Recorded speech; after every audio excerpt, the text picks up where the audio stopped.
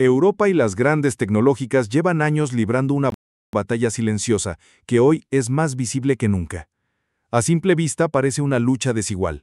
De un lado, Bruselas con sus reguladores, burócratas y políticas. Del otro, gigantes globales como Google, Apple, Meta, Amazon y TikTok.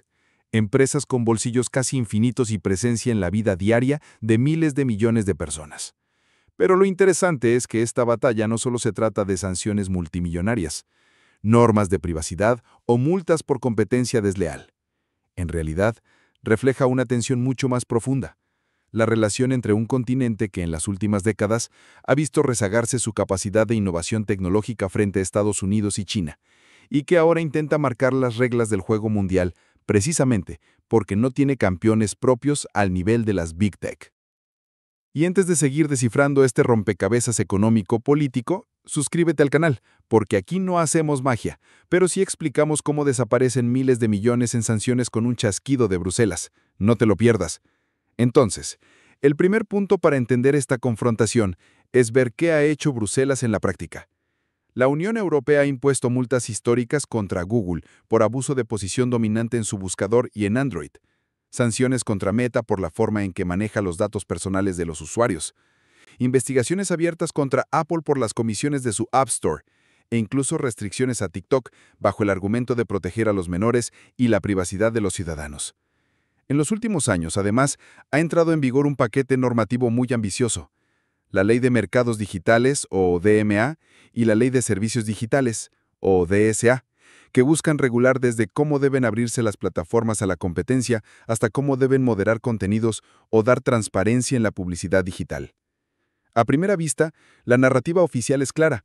Se trata de proteger a los usuarios, garantizar un mercado justo y evitar que unas pocas compañías tengan el control total de la información y la economía digital.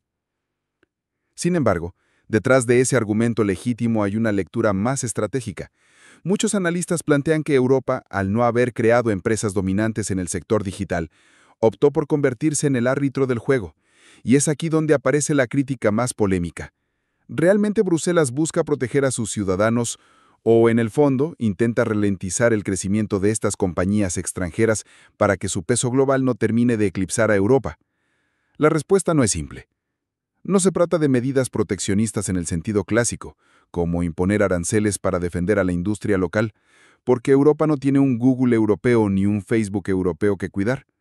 Más bien, la razón parece estar en otra parte, en el miedo a depender completamente de plataformas extranjeras para todos los aspectos de la vida digital. Piénsalo así.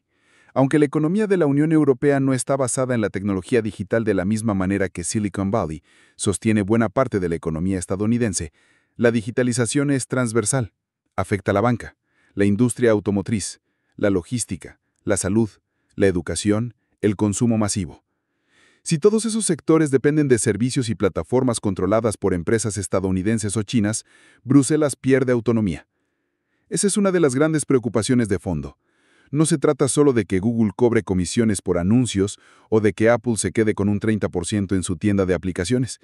Se trata de que poco a poco, Europa podría convertirse en un mero mercado consumidor de tecnología desarrollada fuera, sin capacidad real de influir en la dirección que toma esa digitalización. Aquí entra la paradoja que planteas.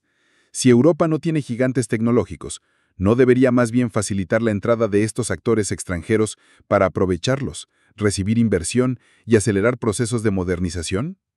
Desde el punto de vista económico puro, parece lógico. Si Google instala centros de datos en Irlanda, si Amazon Web Services construye infraestructura en Alemania, si TikTok abre oficinas en París, todo eso genera empleo y dinamiza la economía. Y de hecho, ha ocurrido. Las Big Tech han invertido miles de millones en Europa porque necesitan estar cerca de sus usuarios y porque las reglas europeas de privacidad, como el famoso Reglamento General de Protección de Datos, obligan a que parte de esa infraestructura esté dentro del continente. El problema es que esa lógica de apertura tiene un costo estratégico. Significa aceptar que los sistemas digitales, los datos de los ciudadanos, los algoritmos que organizan la vida social y económica, y hasta los canales de información pública, estén en manos de actores externos. Europa teme convertirse en dependiente, como lo fue en su momento con el gas ruso, o como podría serlo con las cadenas de suministro chinas. El razonamiento no es, tenemos que ralentizar a estas empresas porque no tenemos las nuestras, sino más bien, si no ponemos frenos, nuestra soberanía digital desaparecerá. En otras palabras, es un movimiento defensivo para que la digitalización no termine generando una vulnerabilidad política y económica a largo plazo. Un ejemplo claro lo da TikTok. Para Bruselas no es simplemente una aplicación divertida donde los jóvenes suben bailes y retos virales. Es una empresa china que gestiona datos masivos de millones de europeos y que en última instancia responde a un gobierno que mantiene tensiones geopolíticas con Occidente. Regular a TikTok, restringir sus operaciones o incluso hablar de prohibiciones no se explica desde el prisma de proteger a los usuarios de un algoritmo adictivo. Eso es solo la superficie. El fondo es que Europa teme que la influencia de un actor chino pueda convertirse en un canal de presión o de manipulación. Lo mismo pasa aunque en menor medida con las empresas estadounidenses. El escándalo de Cambridge Analytica y el rol de Facebook en las elecciones del 2016 en Estados Unidos dejó claro que las plataformas no son neutrales y que pueden afectar procesos políticos. En este sentido, Bruselas prefiere ralentizar a los gigantes antes que arriesgarse a ceder el control. Pero ralentizar no significa bloquearlos del todo, porque Europa necesita esos servicios. Lo que hace es imponer normas más estrictas, abrir investigaciones, obligar a compartir datos con competidores, exigir transparencia en la moderación de contenidos. De esta forma, intenta que las Big Tech no operen con la libertad absoluta que tienen en otros lugares, al tiempo que crea un marco de referencia que incluso otros países empiezan a observar. No es casual que en América Latina, en Asia y hasta en Estados Unidos, algunos políticos citen a Europa como ejemplo de cómo poner límites a las grandes tecnológicas. Ahora bien, hay un aspecto adicional que a menudo se pasa por alto. La regulación también es un arma de poder blando. Dado que Europa no puede competir en innovación al nivel de Silicon Valley, ni con la capacidad de producción tecnológica de China, lo que sí puede hacer es establecer reglas que luego se conviertan en estándares globales. El GDPR, por ejemplo, terminó influyendo en legislaciones de privacidad en todo el mundo. La DMA y la DSA podrían seguir el mismo camino. Así, Europa usa su peso como bloque económico, con un mercado de más de 400 millones de consumidores de alto poder adquisitivo, para forzar a las grandes empresas a adaptarse a sus reglas y luego exporta ese marco regulatorio. Es una forma de ejercer poder en un terreno donde no tiene campeones corporativos propios. En conclusión, la guerra de la Unión Europea contra las Big Tech no puede reducirse a un simple dilema entre proteger a los usuarios o frenar a las empresas extranjeras.